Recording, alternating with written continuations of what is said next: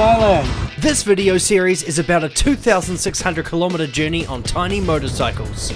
It's you on video. Hello everyone. As a group, we started in Kuala Lumpur and bought our own bikes, prepping them for the journey ahead.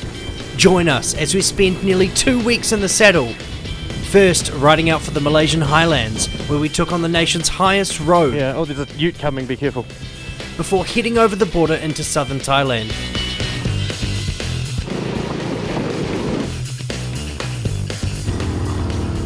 The largest capacity engine on this journey is 125cc, and we stayed in 8 different locations along the way. Anyway, this intro is long enough already. Let's kick into it.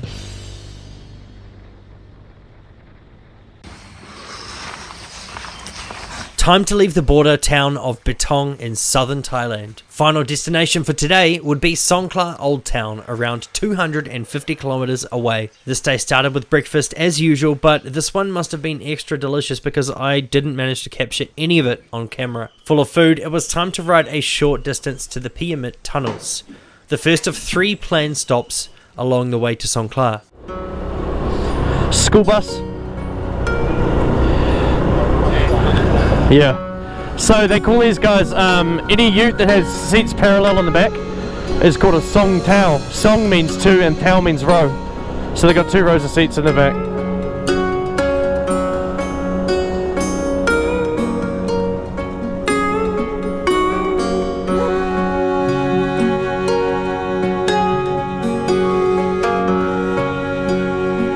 This wasn't my first time in the south of Thailand, but it was my first time in the deep south. This was an area that some countries advised against travelling to entirely, due to the occasional act of insurgency which can occur.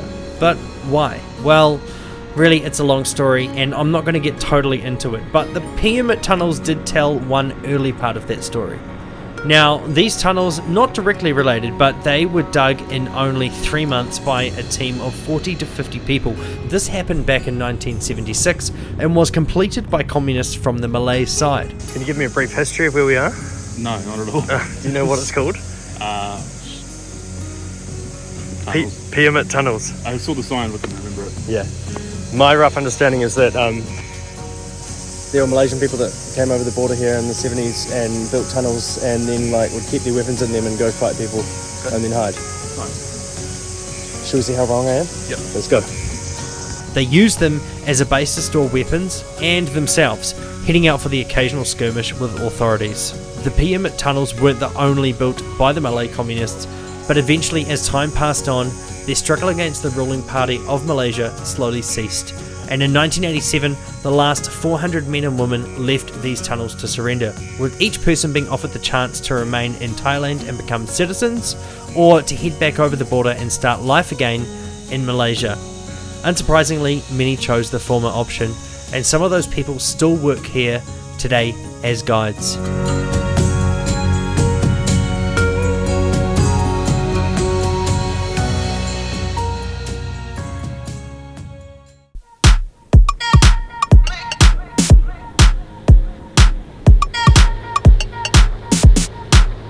This was the infamous Betong Route 410, riding heaven, absolutely unmatched in every way. Wait, the first day on Fraser's Hill was totally better than this. I mean, Route 410 wasn't exactly bad, and we definitely had a good time riding on it, but the good sets of corners were clogged up with cars, pickups and trucks, and they were also quite short sets of corners as well. I'd still recommend riding this road if you can, but try to make sure it's before you ride the Mae Hong Son Loop in northern Thailand or you ride Fraser's Hill in Malaysia.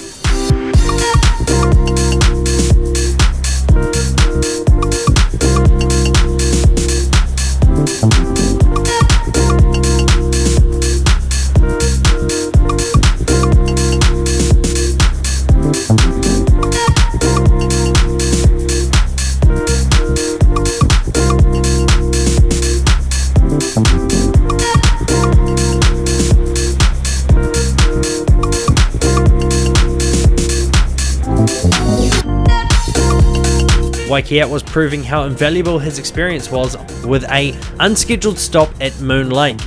This was a recently built accommodation option next to Bang Lang Lake, essentially a huge reservoir caused by the Bang Lang Dam completion in 1981.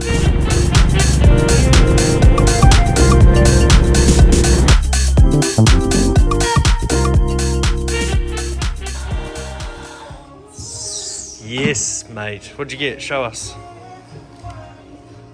Nice. Extra 50% extra peanuts.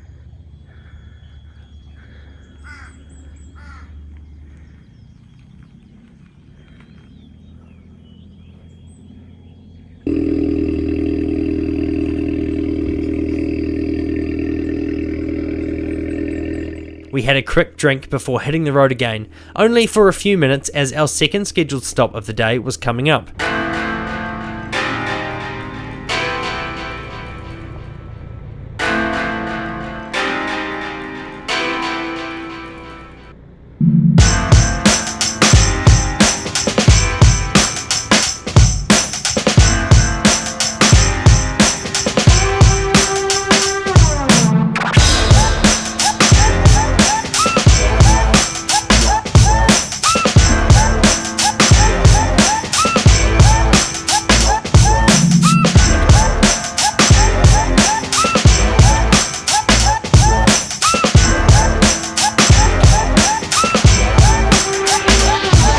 A high viewing point over the lake, which is also the perfect place to get some aerial shots.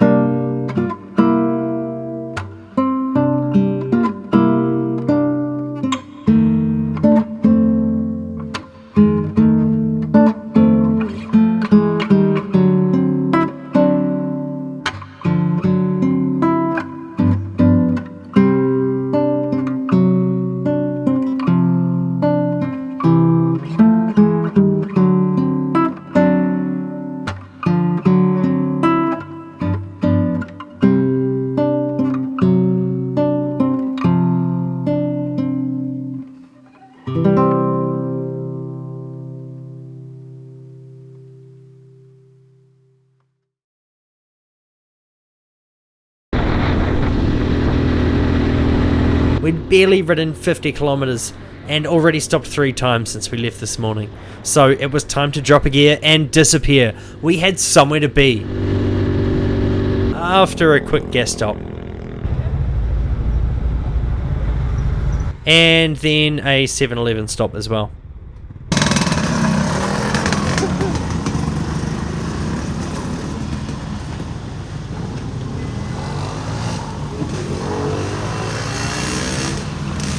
Now for real this time, it was time to drop a gear and disappear.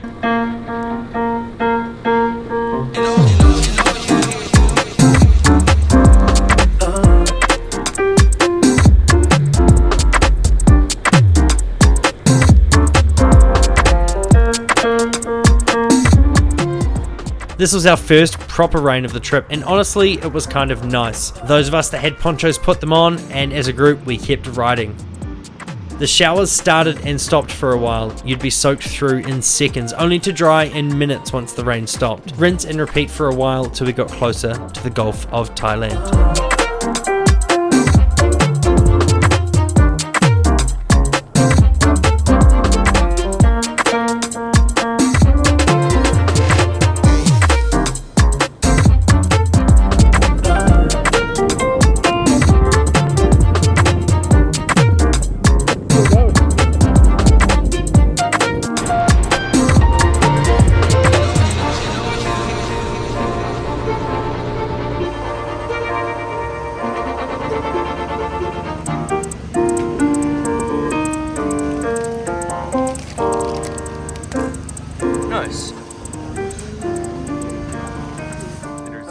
We had a little over 70 kilometers to go till our next and final stop before checking into our accommodation.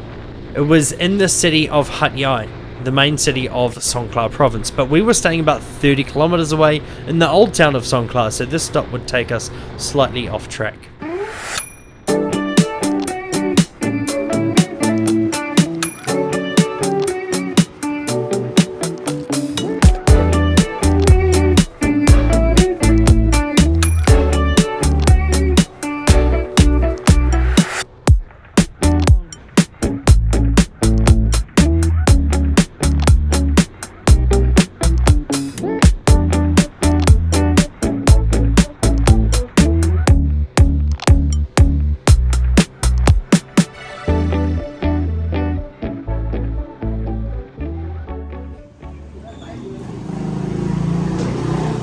It's Cub House. This is a boutique dealership offshoot started by Honda Thailand specifically to market their modern classic range of Honda Cubs, Daxes, Monkeys, and the CT125. Each branch has a cafe in-house, and we weren't really needing anything from the dealer, but it was a nice stop along the way for some small bike enthusiasts, half a world away from their normal lives in New Zealand.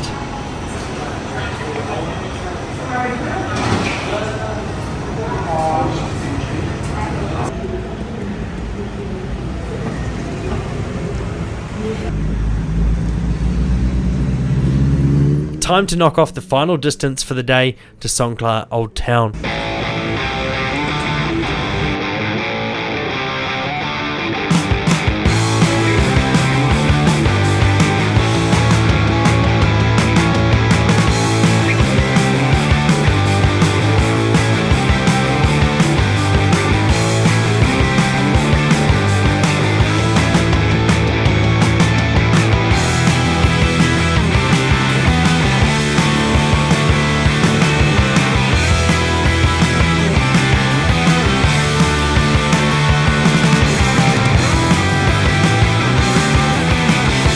It was a fairly uneventful ride, but I did enjoy seeing the ocean again after being inland for the past week.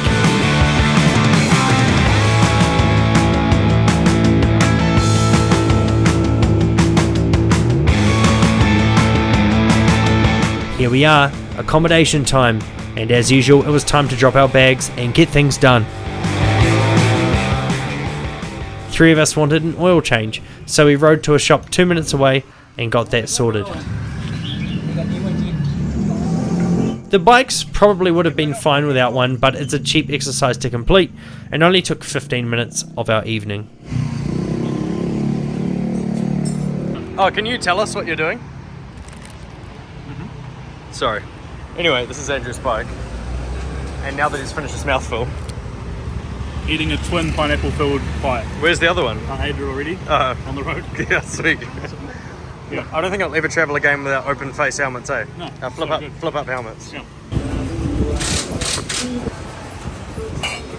I've actually got a good friend in Songkhla Old Town called Nuttawut. I met him on the first motorcycle trip we did in 2019. He produces, procures, ships and builds both bikes and parts locally and internationally. We checked out his classic small bike collection, then got dinner, spent the rest of the night together and enjoyed the sights of Songkhla Old Town. This is smuggling. Just chop it in half. Widthways. You don't have to have stuff in a bag to check it in. But you've got to... Yes, you can. Who are you guys with? Exploring the smaller, lesser known towns of the south introduced the country to my friends in a way that most don't experience on their first time here.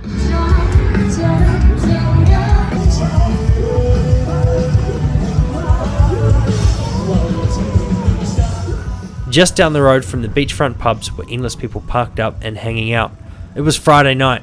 People were taking a break after their working week, and it felt awesome to be right in the middle of it all. It's moments like this that feel like the true Thailand. People having a great time, not a tourist in sight, well, except for us, of course. RG, really? You didn't tell me that. This guy is a closet like. Yeah. He have me.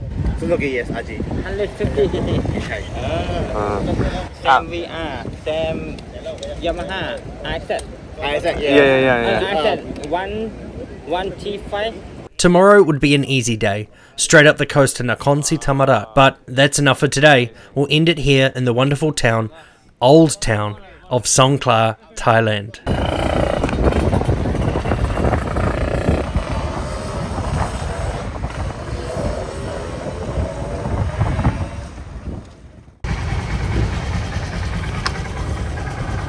We'd gotten pretty used to the routine by now. Packing the bikes was quick and easy, which meant from checkout to ride out, we wasted barely any time. Today would see us follow the Gulf of Thailand further north to the province of Nakhon Si Thammarat. We were staying there for one reason. The location would set us up for an incredible day of riding on day 5. So today's ride was essentially a basic trip up the coast. Hey, Wakia, do you mind if I splash up on your one? Because otherwise I'm only going to use like 15 baht. First port of call, the vehicle ferry to cross Songkhla Lake. Costs 3 baht per person. But if you have a sidecar, it's 10 baht. Job creation.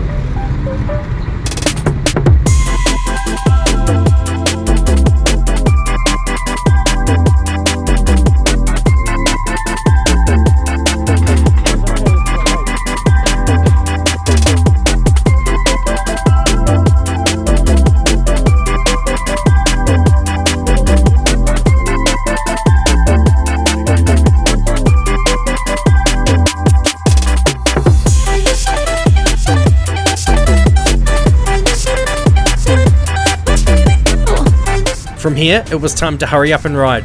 The road was long, straight, and fairly uneventful, but thankfully, Waikiat knew of a way to break up the journey. Honestly, at this point, I was starting to wonder what we'd do without him. Finding Waikiat was a huge fluke, or a stroke of luck, if you will. Before this trip, we'd only met on Facebook, and without even having met face to face, he agreed last minute to join us on this journey.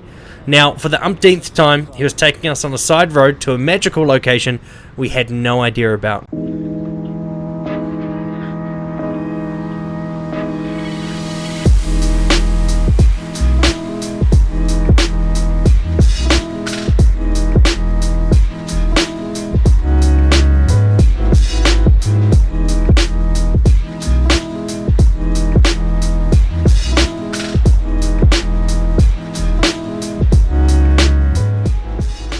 This time, it would be the Talenoi Bridge. This was a huge bridge next to the Lake Talenoi. This body of water is incredibly shallow, and in the wetlands we could see endless birds and other wildlife like water buffalo, making the most of the unique environment.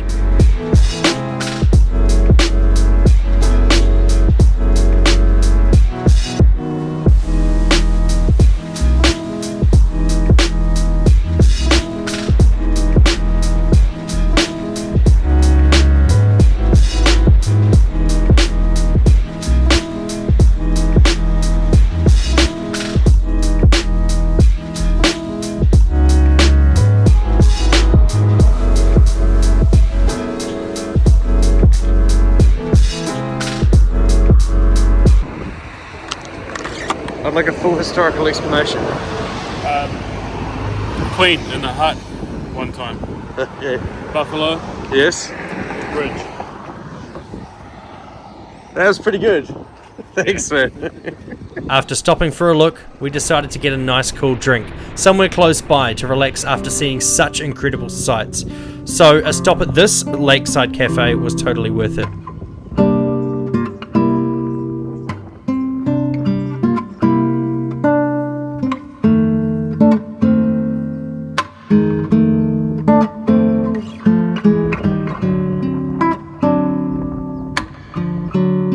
Upon leaving, the guys told me to turn the camera on and look to the right. Water buffalo skulls, anyone? Apart from this little side trip, the rest of the day was fairly uneventful riding.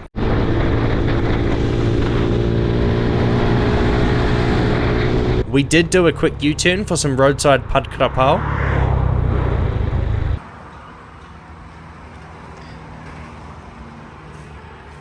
And then we kept riding. Actually, Chris's sprocket carrier bearing ended up failing, which this shop on the side of the road wanted nothing to do with. The thought process of local mechanics was a bit weird at times. We were all riding Malaysian plated bikes, so on seeing that, many would say they can't help. Despite the fact all of our models were also produced within Thailand and with only slightly minor variances. There was a lot of hesitation for mechanics to do anything aside from a basic oil change. Ah well, this is Thailand. And with that small rant over, we were at our destination. This small area called Ta Sala, and it really had no tourist attractions, which suited us just fine. This afternoon, everyone split up and did their own thing. It felt awesome to be around the halfway point of our adventure. Everyone had settled in well. They rode safe, they had fun, and they had even built up enough confidence to head out and do things on their own. It's like a drive-through.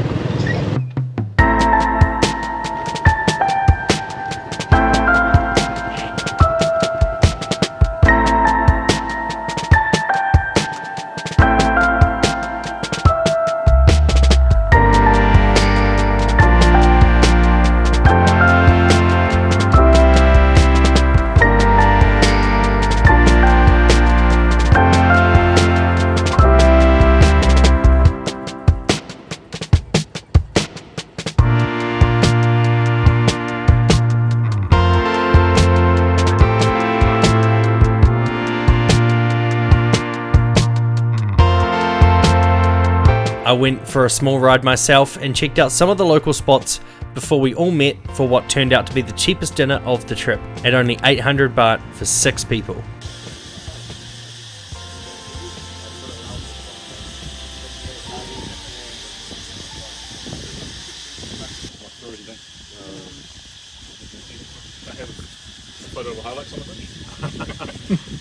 And with that, the day was done. Tomorrow was the route I had been looking forward to. We'd be going from the Gulf of Thailand all the way to the Andaman Sea on the opposite side of the country, directly through a national park.